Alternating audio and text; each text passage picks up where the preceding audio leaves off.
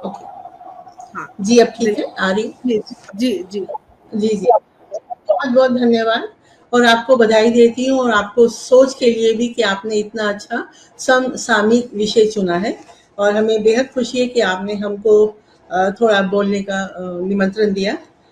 जी, आपने वहाँ के बारे में पूछा कि वहाँ पे वहाँ के लोग भी पितृ पक्ष किस तरह से मनाते हैं, या वहाँ पे वो लोग कितना बिलीव करते हैं, और जो भारतीय यहाँ से वहाँ गए हैं वो कैसे मनाते हैं।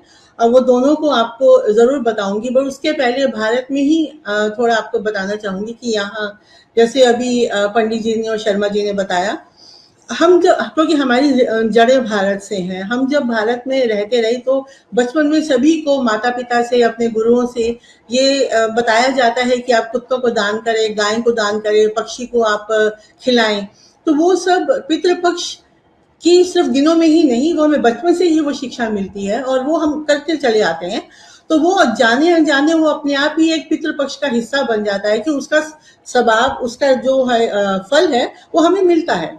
मगर जैसे जैसे हम बड़े होते हैं, अपनी जिंदगी की मसरूफियत की वजह से हम उतना ध्यान नहीं दे पाते, या शहरों में रहते हैं तो गाय और कुत्ते इतने नहीं दिखते हैं, तो हम लोग वो कर नहीं पाते हैं। तो वो जो ना कर पाने की जो पीड़ा हमें जो मिलती है, हमारे जो परिवार को दुख मिलता है, वो हम समझ नहीं पाते हैं कि दुख कहाँ से आ रहे हैं। ये दुख पितृपक्ष की प्रॉपर तरीके से उसको ना श्राद्ध ना करने से भी होता है। उसी के लिए हमारे पुराणों में, शिव पुराण या गरुड़ पुराण या हमारे सनातन धर्म में ये सब खास दिन नियुक्त किए गए हैं ऋषियों द्वारा।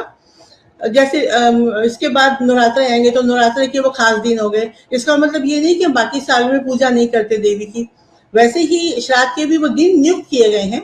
उन दिनों में विधि विधान से अगर हम करें तो हमें उसका ज्यादा फल मिलता है, और अपने बुजुर्गों का, अपने पितरों का हमें आशीर्वाद और शुभकामनाएं मिलती हैं, जिससे हमारे दुख कम होते हैं। अब पितृपक्ष आपको पितृदोष है या नहीं, वो पत्री की एक अलग बात हो जाती है। बट पितृदोष हो या ना हो, पितृपक्ष में हमारा विश्वास हमेशा है। सिर्फ दोष की वजह से हम ये पितृ तर्पण करते हैं ऐसा नहीं है, वो अलग चीज है, ये अलग चीज है। तो वो दोष भी हमारी पत्री में क्यों आया, क्योंकि हमारे पूर्वजों ने कुछ ऐसा किया कि उनके पूर्वजों से उनको आया, उनके उनसे हमको आया, तो ये एक अलग उसका विधि विधान है, अलग उसकी पूजा होती है। ये तो हम सभी के लिए करते हैं, अपने माता पिता सभी के जो जा चुके हैं उनके लिए करते हैं। और हर एक चीज का एक कारण होता है हमारे सनातन धर्म में। जैसे अब देख लीजिए, एकादशी की हम पूजा करते हैं, एकादशी का व्रत रखते हैं, पंडित जी जरूर जानते होंगे। तो उसमें हम चावल खाने को मना करते हैं। अब उसका भी एक कारण है कि हम चावल खाने को इसलिए मना करते हैं कि चावल जलीय उसमें आ जाता है, क्योंकि उसको पैदा करने के लिए बहुत जल देना पड़ता है, और जल का जो ताल्लुक है वो चंद्रमा से है, चंद्रमा का ताल्लुक हमारे मन से है। क्योंकि हम मन को कंट्रोल करने के लिए एकादशी का व्रत रखते हैं, तो अगर हम चावल खा लेंगे, उसका जो जलीय तत्व है वो हमारी कोशिकाओं को असर करेगा, तो हमारा मन विचलित होगा, और जिस कारण से हमने व्रत रखा है वो पूरा नहीं हो पाएगा। बहुत अच्छी बात अनीता जी, बहुत अच्छी बात आपने कही। और तमाम सुधी श्रोताओं को बताना चाहती हूँ कि हमारा जो सनातन धर्म है वो वैज्ञानिक तौर पर पुष्टि किया हुआ है। हम बिल्कुल वो आपने अभी कहा वो वैज्ञानिक रूप से पुष्टि है उसकी। तो जी हम अलग नहीं है, विज्ञान जी से हमारा जो है धर्म वो अलग नहीं है, कहीं ना कहीं जो एक तार है वो जुड़ा हुआ है। अनीता जी आप अपनी बात रखिए। बिल्कुल, हमारे जो ये पुराणों में सब बातें लिखी गई हैं, ये बिल्कुल किसी आधार पे लिखी गई हैं, बहुत पहले से। विज्ञान तो उसे अब तक करके साबित कर रहा है कि हमारा जो धर्म है वो सब सही है, हमारी जो प्रथाएं हैं वो सब सही हैं। क्योंकि चावल की बात कर रही हूँ तो उसमें चंद्र किरणें उसके शरीर से जब प्रवेश करती हैं, तो जलीय अंश के कारण जो है हमारा जो मन में विक्षेप पैदा होता है, इसलिए चावल खाने को मना किया जाता है। और हमें अपने पितरों से आशीर्वाद और हमें शुभकामना मिले, उसके लिए श्राद्ध किया जाता है।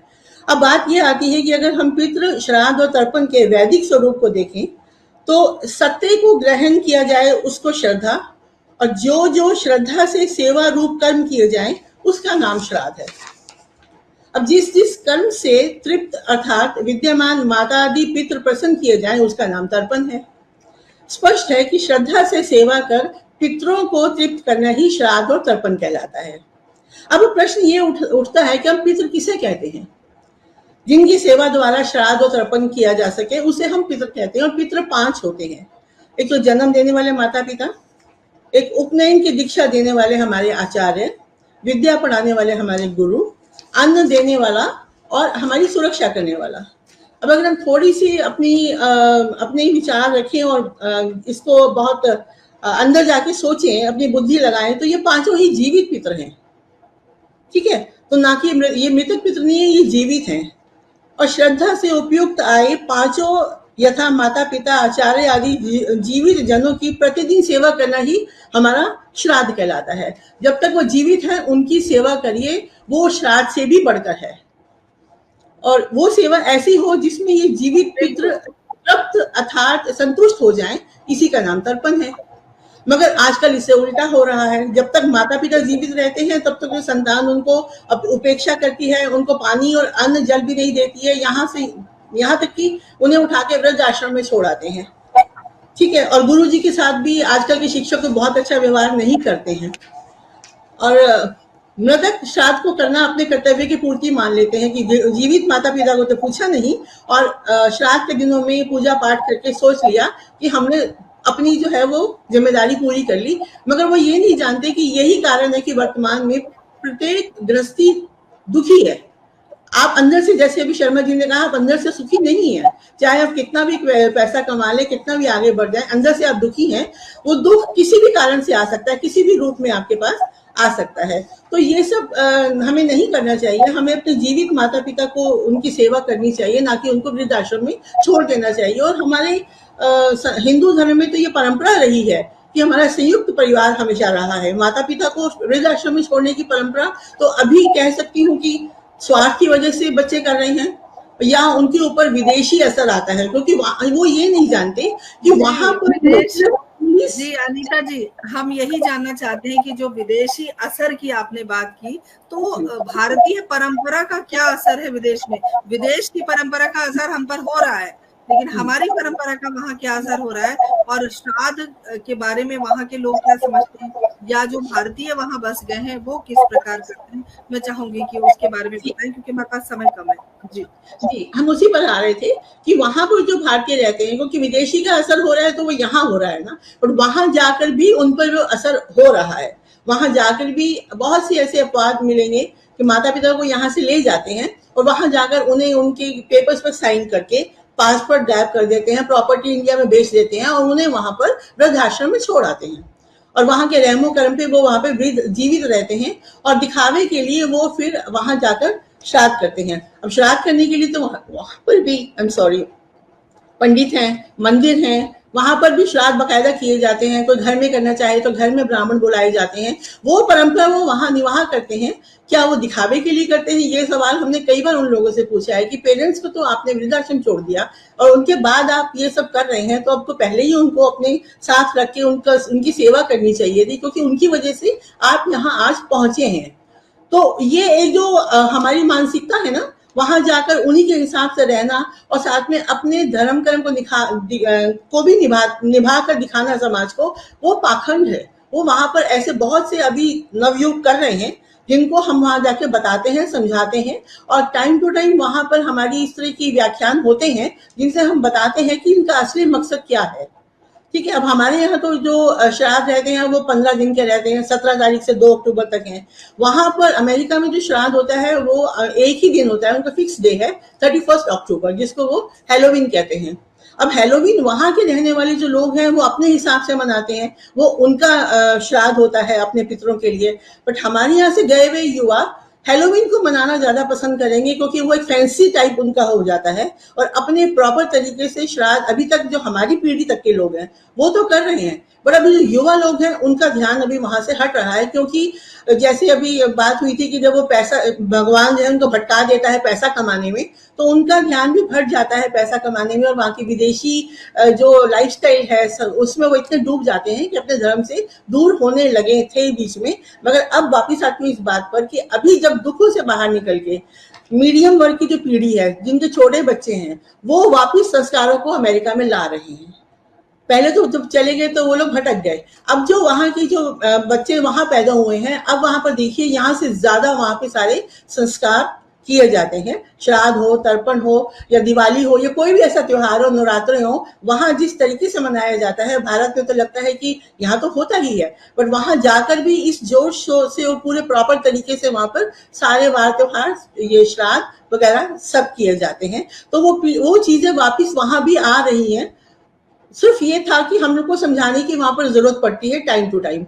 एक हम ही नहीं, हमारे जैसे और भी लोग जो अपने सनातन धर्म को वहां तक ले जाना चाहते हैं और आगे बढ़ाना चाहते हैं, वो सभी मंदिरों में और कम्युनिटीज में जाकर इस पर बात करते हैं, डेट्स बताते हैं, सबको आगाह करते हैं, सबको बताते हैं कि इस तारीख से शुरू हो रहे हैं और ये कार्यक्रम यहाँ यहाँ होंगे, और पेरेंट्स अपने बच्चों को लेकर आते हैं ताकि वो अपना कल्चर वहां पर सीख सके। और इसके अलावा वहां पर वो 2 कल्चर सीख रहे हैं, एक तो अपने भारत का और एक वहां का भी। वहां भी हेलोवीन मनाई जाती है, तो बच्चे उसमें भी पूरा भाग लेते हैं। अगर वक्त हो तो आपको हेलोवीन के बारे में बता सकती हूँ, नहीं तो पितृदोष जब लगता है तो शायद कुलों का नाश भी हो जाता है, आपको बढ़ोतरी नहीं मिलती, आप कुछ कर नहीं पाते। ऐसी सूरत में आप हमारे दर्शकों को या जो पीढ़ी है, क्या संदेश देना चाहते हैं, क्या कहना चाहिए? देखिए, यहाँ की पीढ़ी को संदेश देने के लिए तो आप सब हैं, यहाँ पे पंडित जी हैं, आप सब हैं। वहां की पीढ़ी के लिए जो हम वहां कहते हैं, वो यही कहते हैं कि देखिए, आपकी जड़ें भारत से हैं, आप भारत से यहाँ आए हैं। यहाँ की चकाचौंध में इतना मत आप गुम हो जाइए कि आप अपने बड़ों को, अपने पितरों को, अपने माता पिता को भूल जाए, क्योंकि आप उन्हीं के कारण आप यहाँ पहुंचे हैं। अपने धर्म के कारण, अपने पूजा पाठ के कारण, माता पिता के आशीर्वाद से आप यहाँ पहुंचे हैं। अगर आप अच्छा व्यवहार करेंगे अपने माता पिता के साथ, तो आपके बच्चे भी आपको देखकर सीखेंगे और वो भी वैसा ही व्यवहार करेंगे। और बच्चों को पता होना चाहिए कि हम कहाँ से आ रहे हैं, हमारा धर्म क्या है, हमारे धर्म में संस्कार कौन कौन से हमें करने हैं और कौन कौन से त्योहार हैं। तो ये सब हम उन्हें सिखाते हैं। और जब हम सामूहिक रूप में कोई ऐसा त्योहार मनाते हैं, तो हम सबको इनविटेशन भेजते हैं कि आप आइए और देखिए, ये ऐसे किया जाता है। जैसे होली है या दिवाली है या आपका होलिका दहन है, तो हम जब सब सामूहिक रूप से करते हैं तो सबको बुलाया जाता है, बच्चे आते हैं, देखते हैं, समझते हैं और सीखते हैं, और वो गर्व से आगे बढ़कर बोलते हैं कि हम हिंदू हैं। तो हमें लगता है कि हमारा उनको समझाना सार्थक हो गया। बट इस प्रयास में ये बहुत बड़ा एक यज्ञ है जो हमने वहां जाकर चालू किया है, जिसकी अग्नि तो हमने जला दी है, पर उसमें आहुति सबने मिलकर देनी है, जिसके लिए बहुत प्रयास की जरूरत है। ये काम इतना आसान फिर भी नहीं है, बहुत चुनौती भरा काम है। और सब लोग आज की तारीख में, देखिए, बीच में लोग भूल गए थे, थोड़ा सा दूर हो गए थे अपने संस्कारों से, अपने धर्म से, चकाचौंध पे हावी हो गई थी उनके ऊपर। अब जब दुख भी बढ़ गए थे, सुख मिले तो दुख भी मिले। अब जब उनको दुखों के कारण पता चलने लगे, सबने अपनी जन्म पत्रियां, कुंडलियां दिखानी शुरू की और उनको अपने दुखों के कारण पता चलने लगे, तो वापस वो अपने धर्म, अपने संस्कार, अपने रीति रिवाज की ओर लौट रहे हैं।